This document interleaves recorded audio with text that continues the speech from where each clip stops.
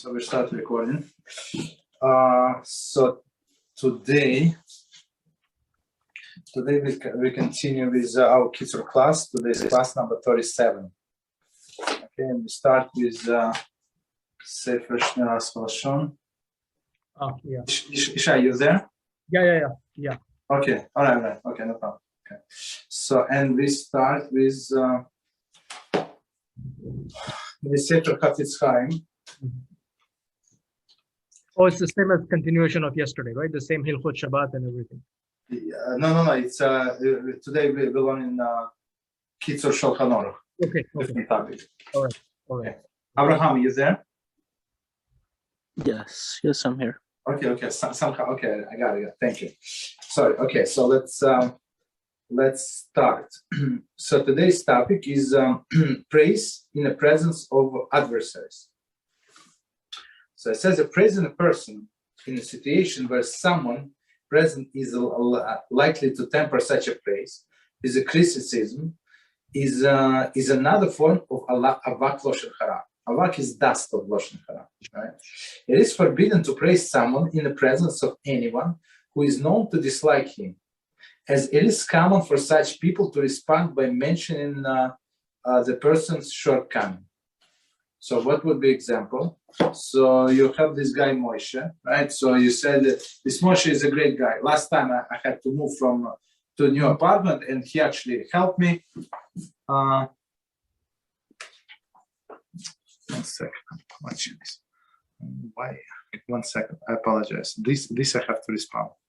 1 second, very quickly.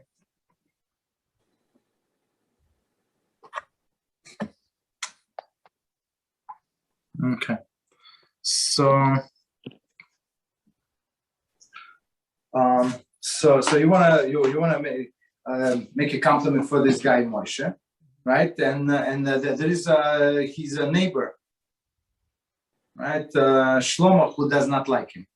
So you will say that this this Moshe guy, such a great guy, he helped me to move and stuff like that. And this guy started saying, no, this guy Moshe. You know what he did, what his mother did, and stuff like that. So basically, you're not allowed to provoke that the first guy. Okay, to provoke the first guy.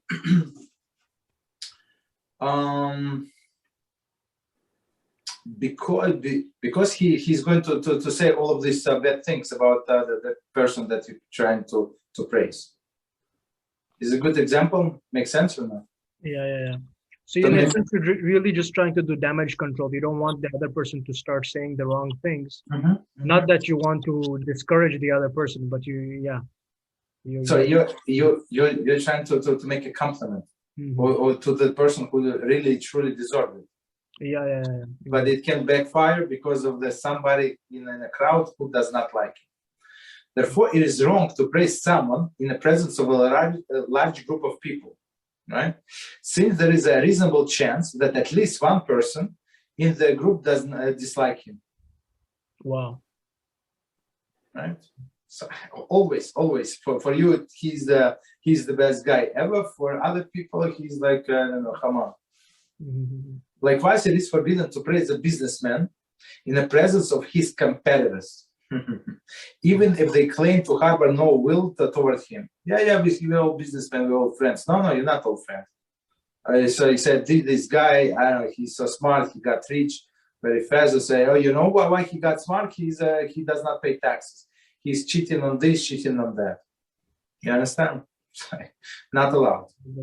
Excessive praise should always be avoided, for it can often cause people to respond negatively, even when they have no particular dislike to a person being discussed. Okay. So any comments? Anyone wants to comment? So let me see what this is going. That's straightforward. I think who knows? Maybe it's also to discourage in a sense. It says there's a Sharet Shuvah says 4 classes that don't see Pnei Shechina. So mm-hmm. If you're getting closer to the aspect of Hanfanim, which is what do you call that? People who are, you could appear to be. I mean, it's very It's very go. I was actually recently studying that. Mhm. It's not taken light who praises unnecessarily. Khanfani, because this is 4 classes that Sharet Shuvah talks about. Mhm. Okay. Could be.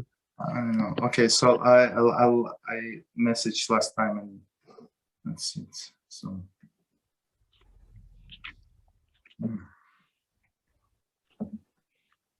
And we stop. Okay, so I apologize. Let's continue.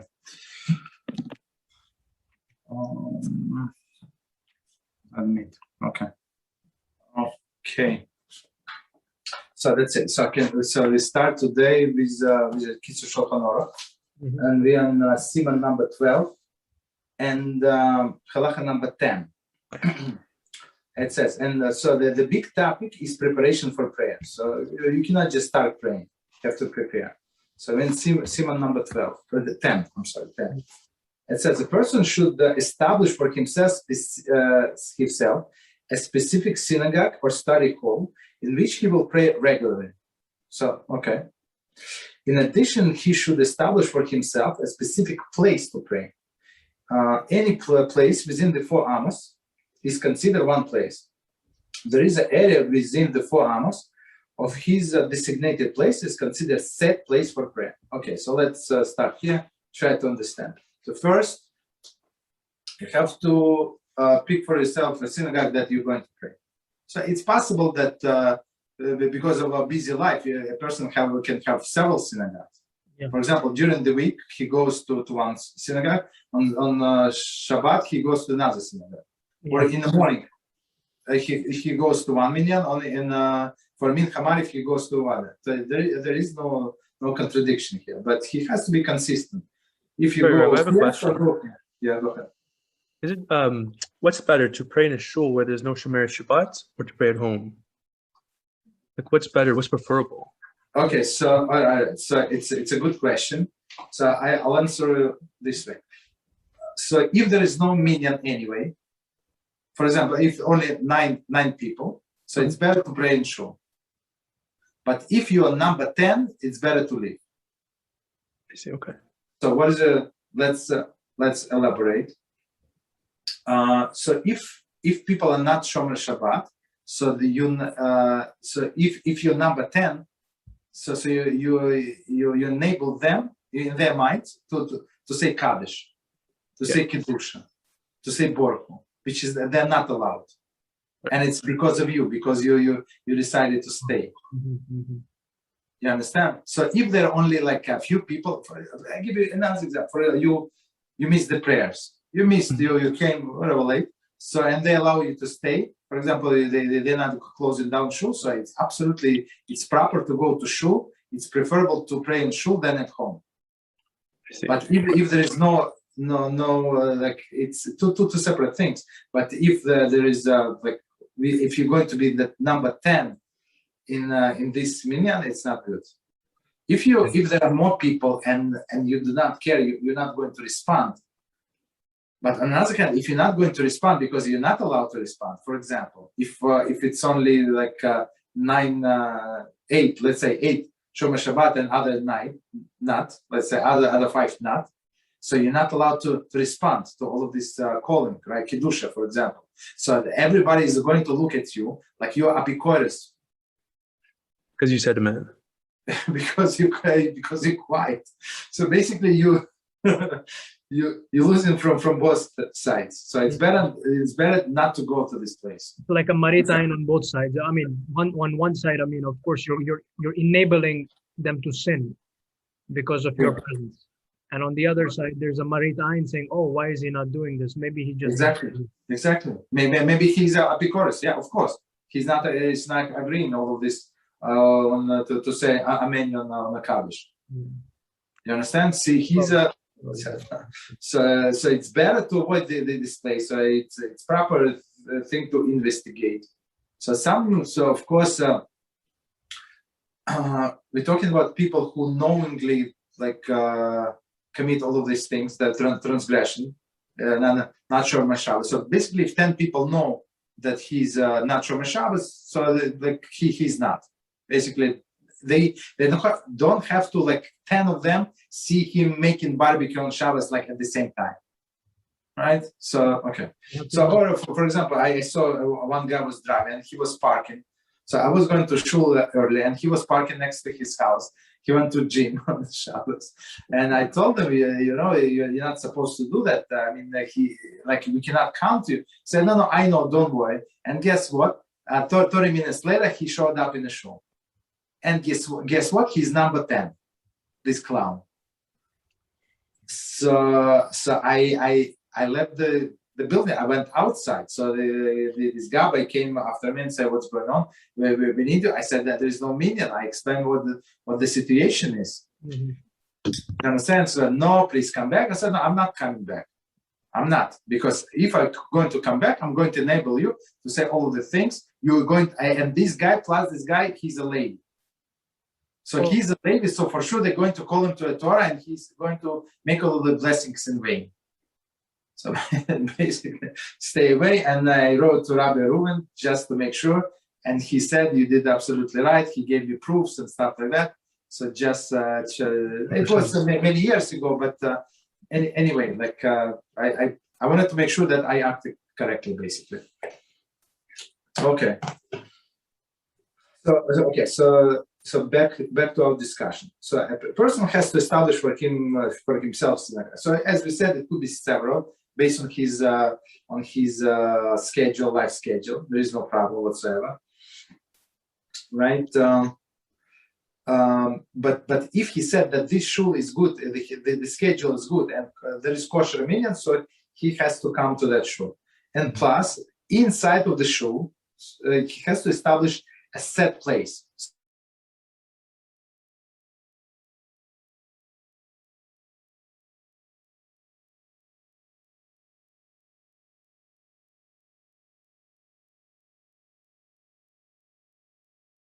It's basically you're good.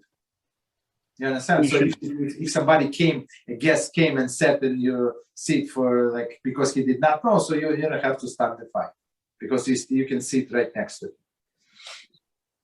him. Okay, so basically try to be on that place because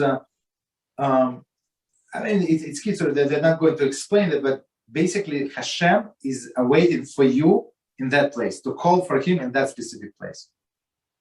You understand? So it's very, very important. And plus, Kabbalistically, also. Okay, continue. It is preferable if one is able to establish his set place next to the wall. That's the big deal, right? So that there is no one between him and the wall when he prays. Okay, so let's read the commentary and we're going to explain.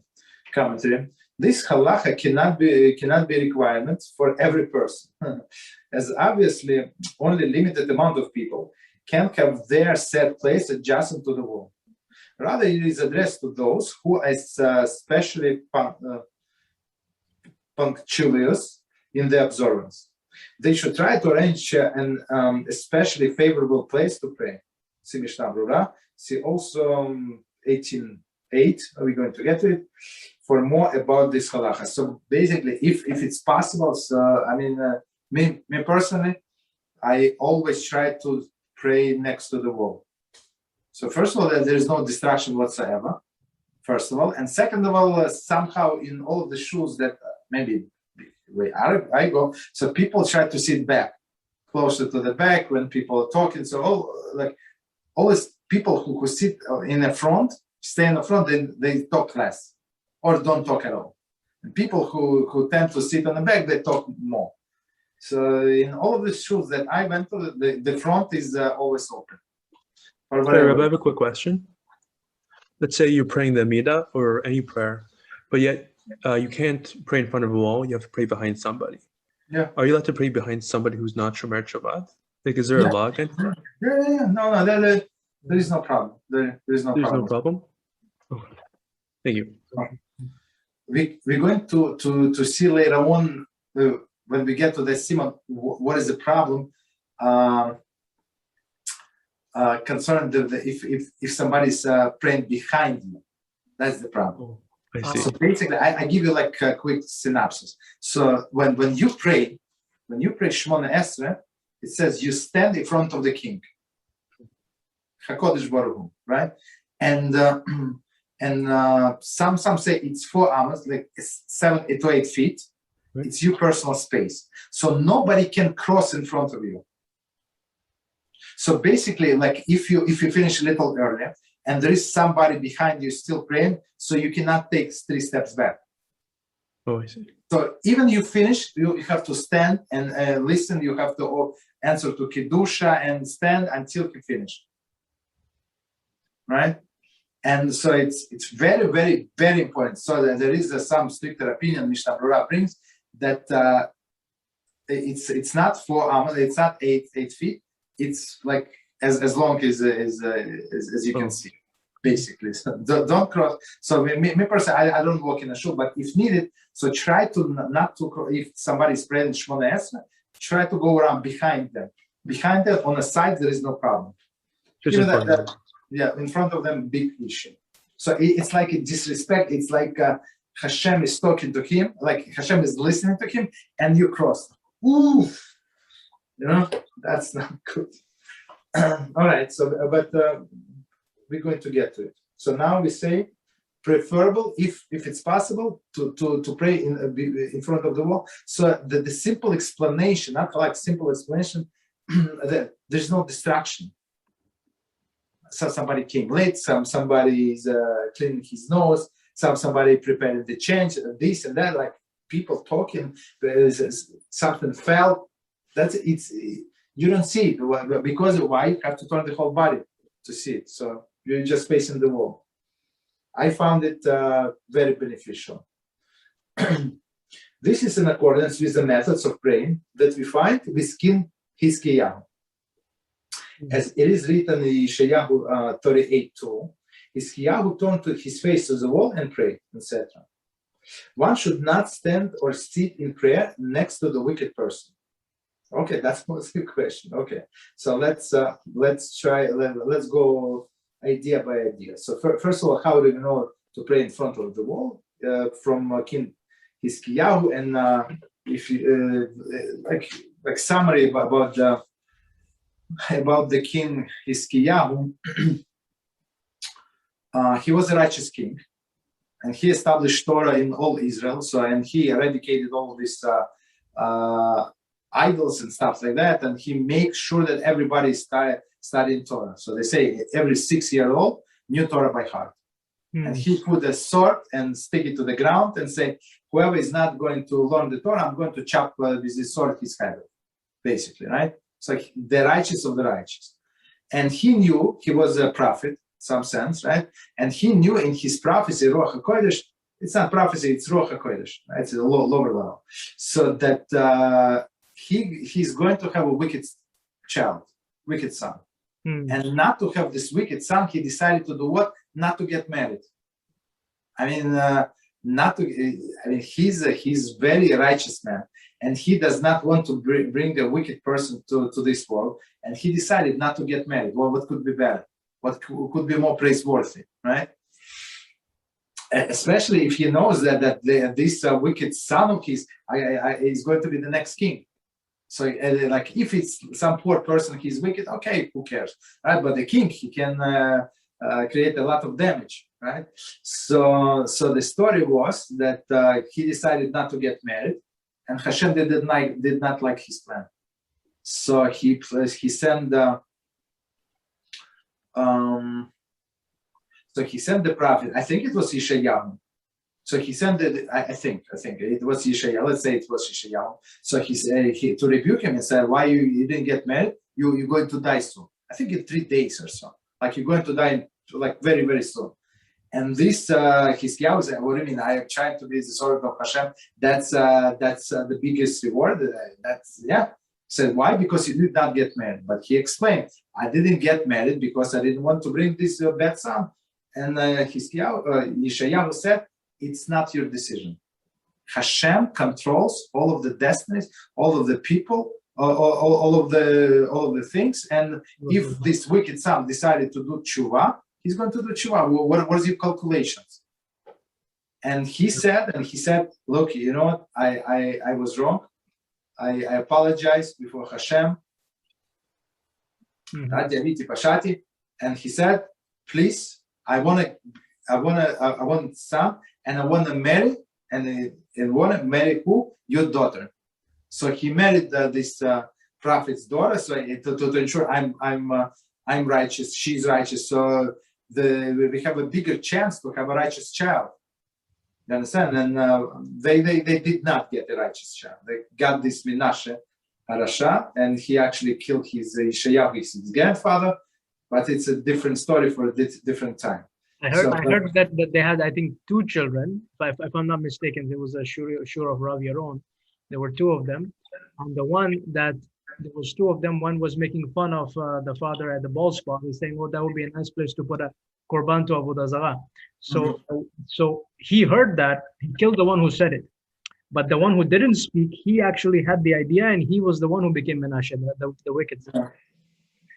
Okay. Yeah. So the point is,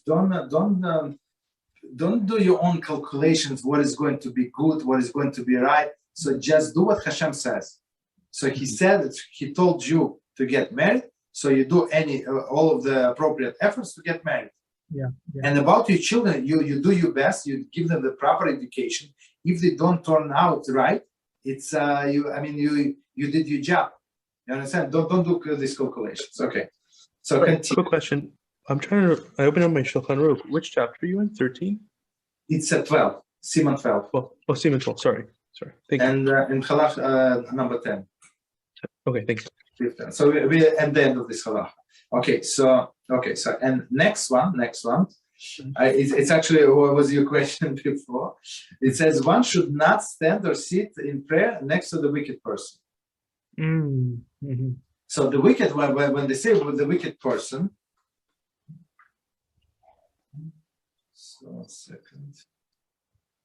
so the wicked person is something that going against HaShem.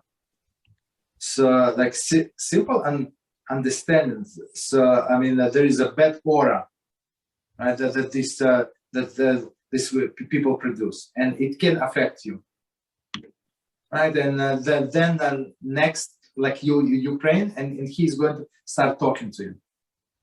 And some people they're so shy, they're so embarrassed that they feel that they have to answer. Like in a shul that I go, so there is one person that has to say Kaddish. Elderly person, very nice, very humble, stuff like that. And the husband finished prayer, and somebody had to say Kaddish, and it was quiet in the shul. So and this husband yelled like Kaddish. So somebody, and this elderly person starts saying Kaddish. And then when this husband realized, so this person was in the middle of the Shmoneh Esrei, so he was not allowed to say Kaddish. You understand? So some people, they're so shy, so embarrassed. So even to this wicked person, ask them, they would talk to him. You understand? That's one of the explanations. Mm-hmm. Okay. So in general, try to keep out of the wicked person and next to the righteous people. That's a general suggestion, not only in prayers. Continue. Wow. Yeah, go ahead. No. Okay. Even when a person prays in his home, okay, so exactly what you asked before, Ethan, okay. He should also establish for himself a set place where the members of the household will not disturb him. So even if you pray in your house, for example, I don't know, for whatever reason, so you have to pray in a set place. Okay, at the desk, I don't know, in the couch, you sit in the couch, whatever, in the chair, whatever you pray, it does not make any difference, but it should be established place, personal, and make sure that people do not walk in front of you. So right? Like your own room or something. Yeah. If you have your own room, yes, it's better. But for example, I prayed in the living room. Mm. So so it's like not in the bed. There's nothing wrong to pray in the bedroom. There's nothing like shameful there. There's no problem. Okay. Thank you. Okay. All right. So continue. So he has this established place. So make sure that if it's in a private room, that's the best. So you don't have disturbance. But if it's in a living room or somewhere, make sure that people do not walk in front of you. because it's not proper. Sometimes they don't not dress appropriately. For example, women do not have to cover their hair in the house, or they can walk with a short sleeve in the house. Well, there's no problem. But you, they can walk, but you're not allowed to pray when you see that, even your own wife. So. Yeah. Okay, so continue. Sif number 11. It is mitzvah to run when one goes to synagogue or a study hall, or when going to perform any of the other mitzvahs. As the verse in Hosea states, let us pursue the knowledge of HaShem. And it is written elsewhere in Tehillim 1:19-32, I will run in the ways of your commandments. Therefore, even on Shabbos, when otherwise it is forbidden to run, it is permitted to run to fulfill mitzvah. Okay. However, inside of the synagogue itself and inside the study hall, it is forbidden to run. Okay, so let's stop here and try to understand. So I was okay. There is one commentary. So let's read commentary and explain. So Mishnah Brura points out that since it is a mitzvah to run to pray, one should certainly not to tarry away to the synagogue, engage in a personal conversation with his friends. However, one should not run in the streets populated by non-Jews, for they would mock him. Okay. So two things that we can learn from this Mishnah Brura. So when you go to the synagogue, so don't stop for chat with somebody, ask him how are you and stuff like that. It says that you have to run. You have to run with concentration to do mitzvah. Okay, at least if you don't run, you walk faster. At least you walk faster than usual, right? And it's any time when you go to the lecture, like to the prayers, it does not make any difference. So, but not in front of the goyim. So the custom that I saw that people would do, so they would do like last, I don't know, like 10 steps. 10 steps, like 20 feet, whatever, that they would like run a little. Not run, but like show that they like closer to the door of the shul, so they show that they run. Because if they start running 3 blocks away, so nobody knows what he's running for. You understand? He's trying to get a bus or whatever. I don't know. Right? So I have a question though. Sorry.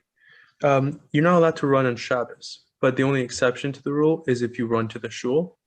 Yes. Oh, okay. So it says on Shabbos it's a special day. So even like you walking style should be different. So because like during the day you're in a rush, right? You finish praying. Some people don't even finish praying. They run out of the shul because they have to beat the traffic, this and that. It's like we all under the stress. But at Shabbos we have to see Shabbos like all of the work are finished. So and one might ask himself, what do you mean finished? I have this 6 months project. It's the day 2. What do you mean finished? No. It's finished for today, up to now, it's finished completely. Whatever we had to complete until today, you will complete it 100%. So basically, to give you peace of mind. So when people walk fast or run around, even if it's their nature, so me personally, I walk very fast, right? So it's my nature to walk very fast, but I try to slow down myself. So to show it's a day of rest. You're not going to be late anywhere. So I mean, of course, you wake up early and you prepare and you leave your house on time for a synagogue, so you don't have to run. So, but basically, okay. And then second thing, do not run in the shul. So basically, you have to always rebuke these children, not even children, like teenagers who like to run in the shul. So it's not appropriate, even for a mitzvah. In some sense, you have to walk maybe a little faster. To give you an example, when you call you up to the Torah. So you show your enthusiasm, so you're very excited that you're being called up to the Torah. So you walk a little faster. That's it. You get up fast, walk, and that's it. But when you go from the Torah, so first of all, you're taking the longest route. So going to the Torah, you're going fast, right? Taking all of the possible shortcuts to go there faster. But when you go from the Torah, you go the longest route. and you go slow because you don't want to depart from that. Wow. Thank you. Yeah. Okay, continue. Unless, so if guys, any questions, please stop whenever. Thank you. Yeah, anytime you want. Okay. When one comes to the entrance of the synagogue, he should pause for a moment. So, and not to enter abruptly. Okay. One should also feel if he should draw back and be afraid of the splendor of the greatness of HaShem. May his name be blessed. So that's a second thing. When you come to the synagogue, you have to know why you're there, and a miniature Beis HaMikdash, right? So, and Hashem's Shekhinah is there. And we learned last time, and we said, very interesting, be first, be of the first 10 people, because Shekhinah is there. So when 10 people come, Shekhinah is there, and they greet the Shekhinah, and they get reward for all other people who comes. Okay, so the Kitzur say you have to like slow down, understand. So I was going like fast through all of the streets, but now I'm in that place. Mm-hmm. And with his feeling and this feeling, she should recite the verse, as for me, through your abundant kindness, etc. Let's see what is the continuation. 1 second. Okay, so they give the whole verse. So it says it's from Tehillim 5:8, right? The full verse reads, as for me, through your abundant kindness, I will enter your house. I will prostrate myself toward your holy sanctuary in awe of you. So that's so people who do not who just read Tehillim without understanding it, for me, like I see it's almost waste of time. Almost. I mean that they say there's a spiritual power, but to understand Tehillim, it's unbelievable. Like how much wisdom in there. Okay. For sure. Rabbi Mizrachi has a very good. Yes. So there is. So he went through the Medrash Tehillim. Are you allowed to read Tehillim at night? By the way, say it again. Is it permissible to recite Tehillim at night? At night, okay. All right. So let me explain why. Do you know why asking this question? Okay. All right, I'm going to explain. So it says that Moshe Rabbeinu received the Torah during the day. So it says that the appropriate time for studying written Torah is during the day. And the oral Torah we receive during the night. So the appropriate time for studying of oral Torah, like Talmud and Mishnah and Halacha, like whatever we do, that this is oral Torah, right? So at night.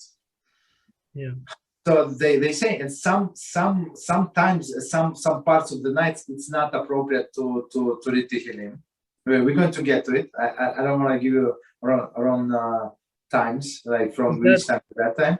But sorry, Rabbi, is that the time that is before Chatzot, right between sunset? I think it's before Chatzot because of there is a time of the judgment. Yeah, because people usually recite the Tikkun Chatzot afterwards, which includes exactly. So before. Exactly. So, but there is specific time. So we're going to get to it. Topic one day. Okay. So basically, if you study, if you learning, for example, if you like we just did, right? So we took one verse and we tried to understand what does it mean and why David HaMelech actually wrote it, right? So that's now no problem. It's studied. So try to avoid.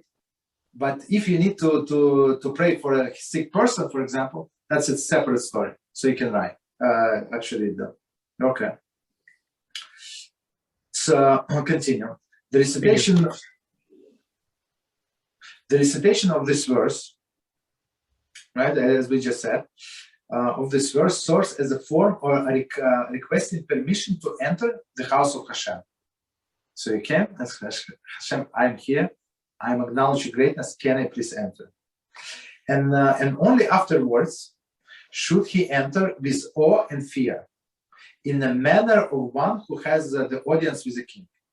So today, they say, what are our rabbis explain? What's the audience?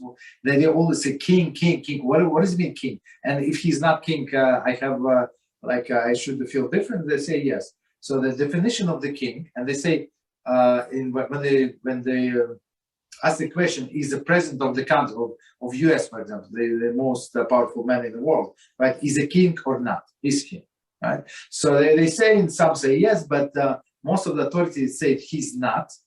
So the definition of the king, so he can kill you on the spot. Yes. Yeah. He does not have to ask anybody if they only in like the Arab countries you have situations. Exactly. So you disrespect this king, boom, you off goes your head. So you have the king of Morocco is, I think, a good example. You know, you can. That's it.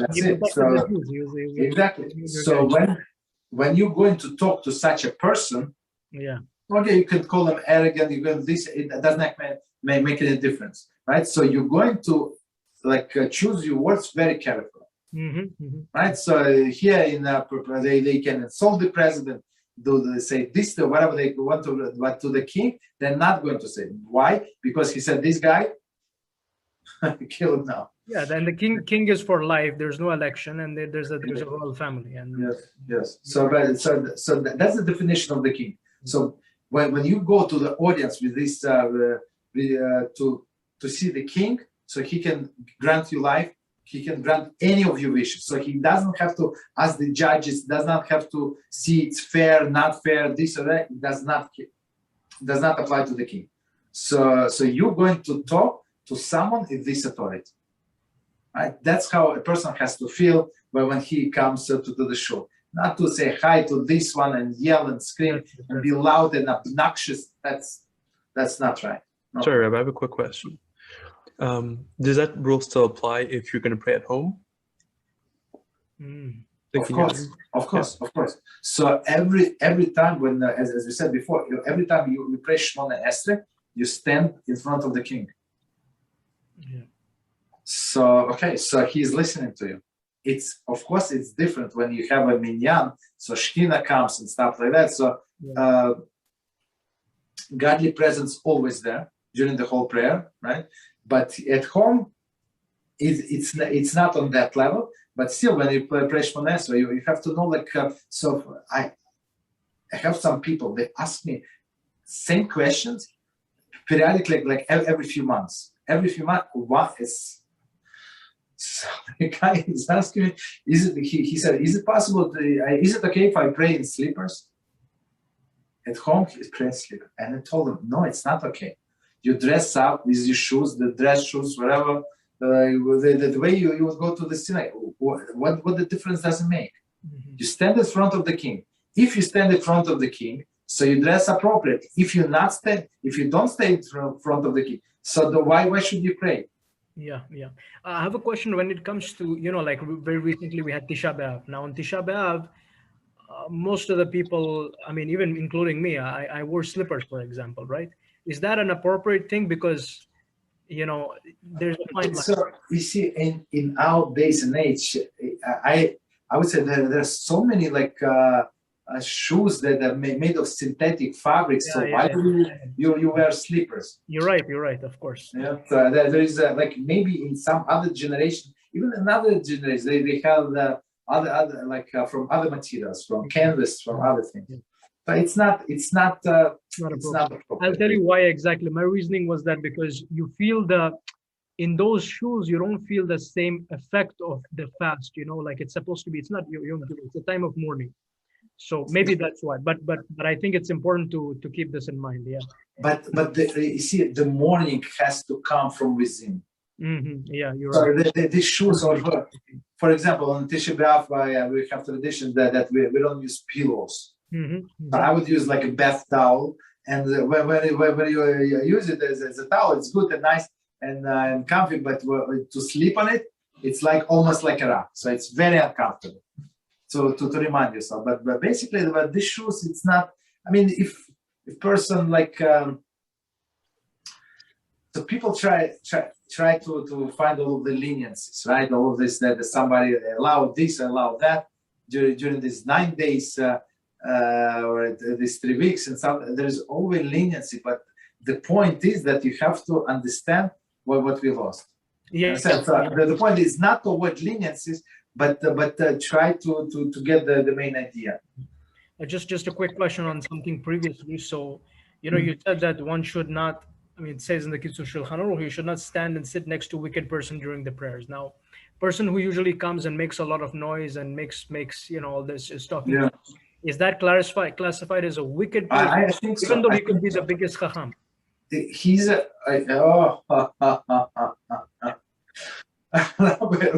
many times, and sometimes he said, you see, sometimes he talks.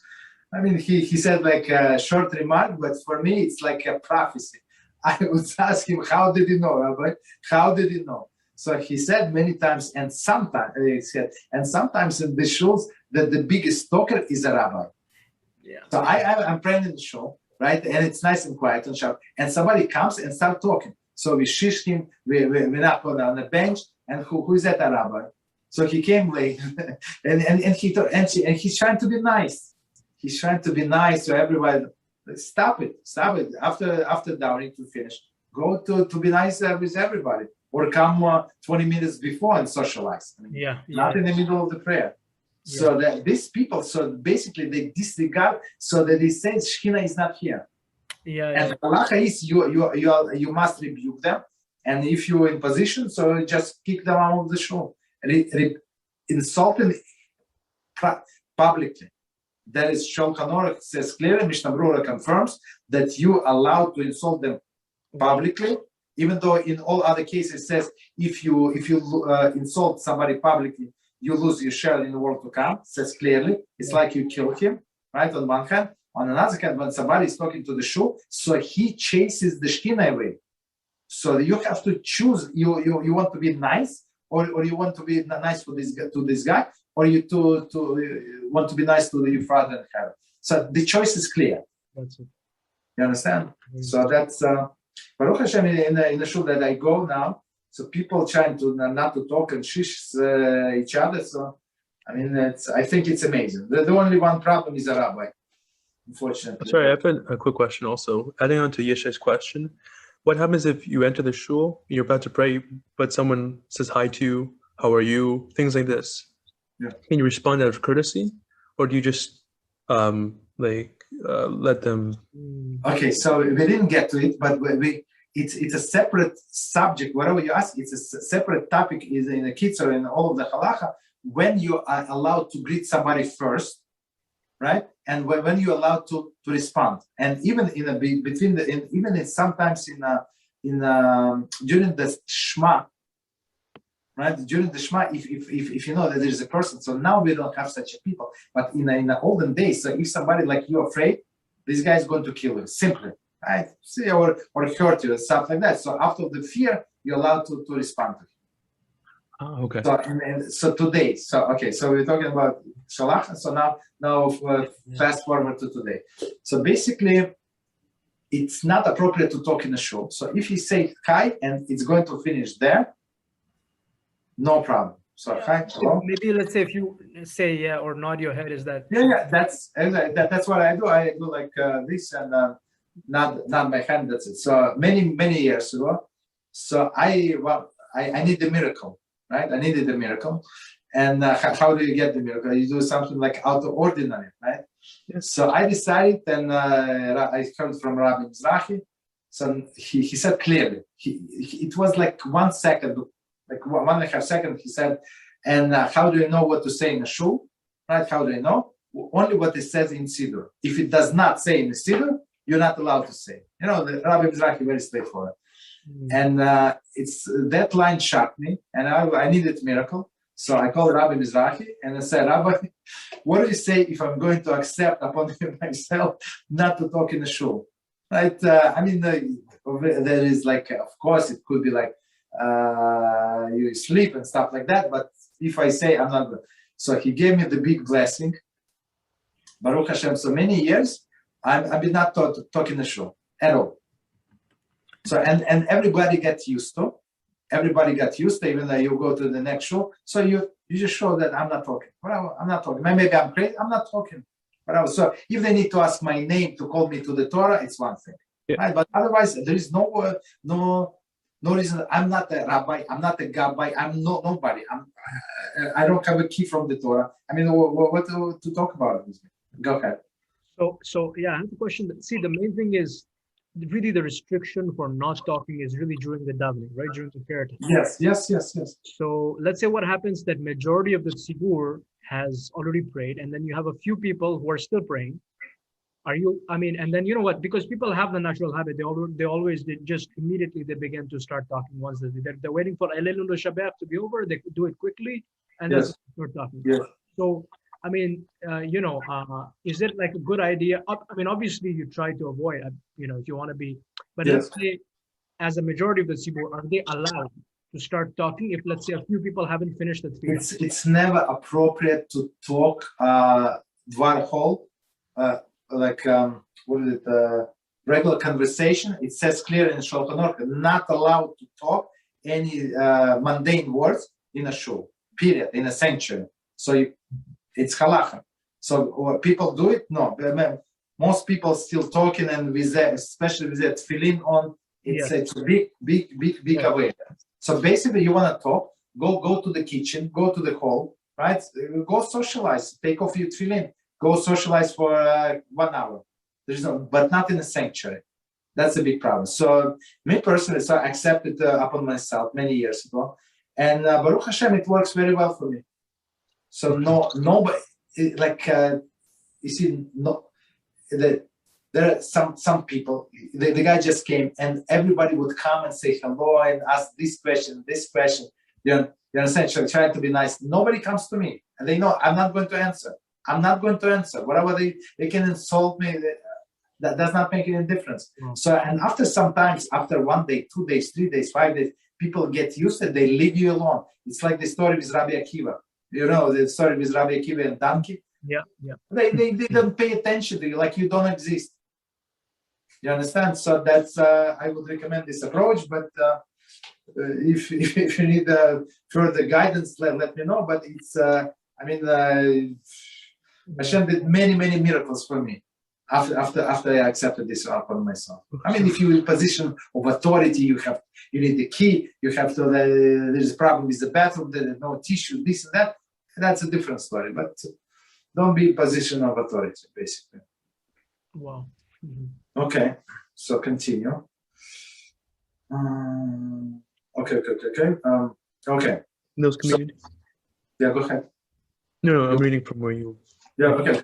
So in those communities where the Jews have their own streets, it is a mitzvah to wrap oneself in talis and tefillin in his home, and go dressed in this way in a synagogue. So it's actually Shulchan Aruch says clearly.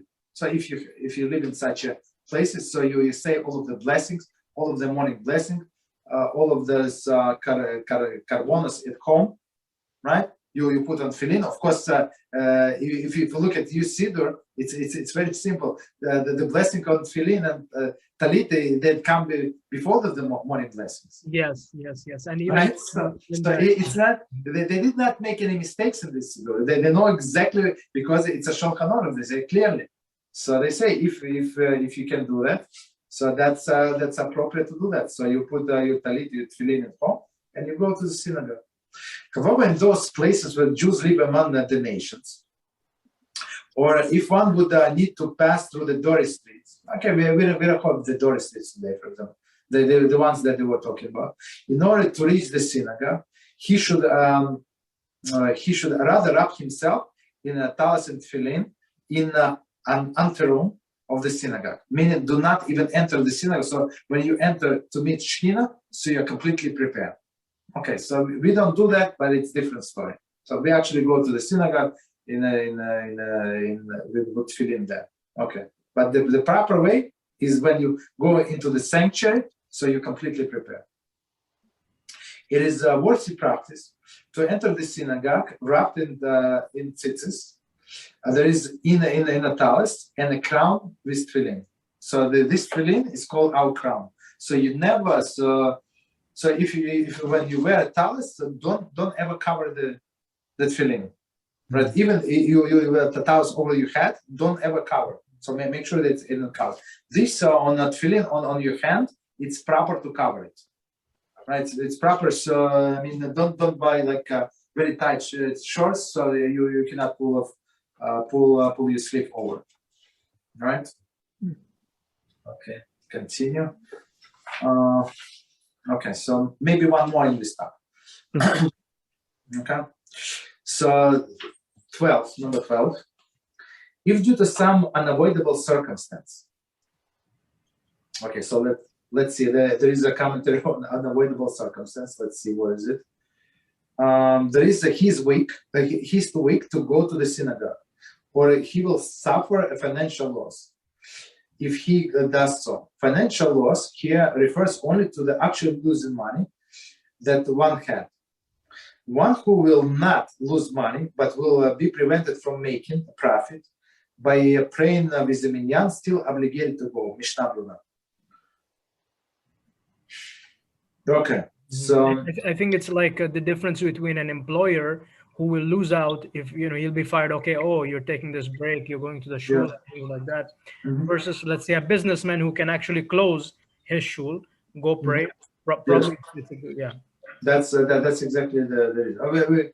We're going to explain, but let's read a little further, and we're going to explain. If due to some unavoidable circumstance, one cannot go to synagogue or study hall to pray with a congregation, or even if there is some circumstance that prevent him from going to any other established congregational prayer, he should make an effort to gather 10 men for a minyan, so that he can at least pray in his house with a minyan. If this too is not possible for him, at the very least he should pray at the same time that the congregation is praying, since the time is one favor before HaShem. Okay, so let's stop here and understand. So first of all, they say due to unavoidable circumstance. So unavoidable circumstances, they say he's too weak, he's sick, he's this, he's that, or as Ishai pointed out. So what is the difference? So it's not only about this, it's about all the halachas. For example, very soon we're going to have sukkahs, and we're going to have this Holomayat, intermediate days. So in some instances, our rabbis allowed us to do business on Holomayat. For example, if he's going to suffer loss, what is the suffering loss? So he bought this, many boxes of tomatoes. So unless he sell, they're going to rot and he'll going to lose money, right? That's financial loss. But if there is a deal, and if he's going to buy tomatoes and he's going to sell them after the holidays, and if he does not buy them now, they're going to sell to somebody else. So this is not considered financial loss. That's prevention of the profit, which is two absolutely, as the Shai told us, two absolutely separate things, right? So financial loss meaning that you have money or you have merchandise, and unless you act right now, you're going to lose. So Kitzur is very straightforward. You have to go to synagogue, right? Go to this minyan, go to the another minyan. For example, there is always the way I see it, right? If you live in a place where there are many synagogues, so if you cannot make to your own minyan, there is always the first minyan that started before the sunrise. Go to that minyan. Okay, maybe it's going to take a little longer time, but you can gain, I don't know, an hour, 2 hours, like that depends, right? So there are always solutions, right? So or they say if he cannot go there, try to organize a minyan in your house. Okay, so if you're the way I see it, if you're such a big businessman, right, and you say, guys, please come to my house 6 a.m. when I was 5:30 a.m. and guess what? I'm going to feed you such a beautiful breakfast. You never had such a breakfast before. You understand? So people are going to come. People are going to come and they're going to give it to go. Let's say he spends $300. Let's say, I don't know, for a beautiful breakfast. Okay, people are going to come. So it's because of the money. So if he has money, he has to spend money because there is big advantage to pray with the minyan. Okay, so all right, or they say if you cannot do even that, so pray at the same time when congregation prays. So if they pray, so for example, somebody is sick, you don't feel well, have fever, stuff like that. So you know that they start at 6:45. Your local shul, you usually go to 6:45 Minyan, so you have to start at home at 6:45. Don't wait till 8 o'clock. Start because there is still connection between you, even though you are in your house and shul is where it is. You still have connection to that shul, spiritual connection. Continue, almost done. Likewise, one who lives in a place that does not have a minyan for congregational prayer should pray at the time that the congregation prays in the cities. So in the olden days where people live like remotely in the villages, stuff like that, so were not so easy to get a minyan, so that's what they did. Okay. However, in this situation, he must study Torah or become involved in some of the present tasks. And it has been explained in Siman 8 that one may not begin work or the Torah study before the morning prayers.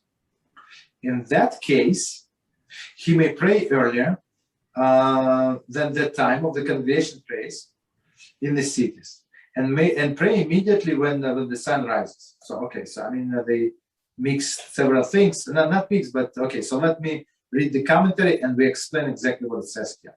So as commentary says, there is, if the congregation in the city prays shacharis only some time after this person arises, okay, and waiting for the prayer until that time will prevent him from being able to do anything due to the prohibition of beginning endeavor before shacharis. Okay, so they say, okay. So on one hand, we said there is a connection between you praying in your house and at the same time as the people praying in your shul. There is a connection. People even praying in the city. So you could be, 50 miles away from the city. So there is still connection on one hand. On another hand, if you need to learn Torah, if you need to do business or whatever, so there is this connection is not as strong as the minyan. It's not. You're not there. So basically they say, okay, you can pray early prayer right before the sunset. At least even start before the sunset. Sunrise. Before you can start before the sunrise. Even it's before they start spraying in the cities. Okay, there is no problem. Okay, so we can stop here. Any questions? Any comments? I'm good. Please. Okay. Very straightforward. Okay. Was it beneficial? Very. Okay. Thank you so much for teaching me. Okay. All right. Yes. All right. Very happy. So one more time. So the plan is, so Rabbi asked me to learn with you guys, with other people. They could not join for whatever reason, for one reason or another. So the schedule is, at least for now, from Sunday. So Sunday, Monday, Tuesday, Wednesday, Thursday, 9 p.m. And we have additional class on Wednesday at 4 p.m. Eastern time. There's time I can make it for the Monday, Wednesday, and Thursday for myself. Okay, no problem. So as you see, as always you see, so we learn separate topics.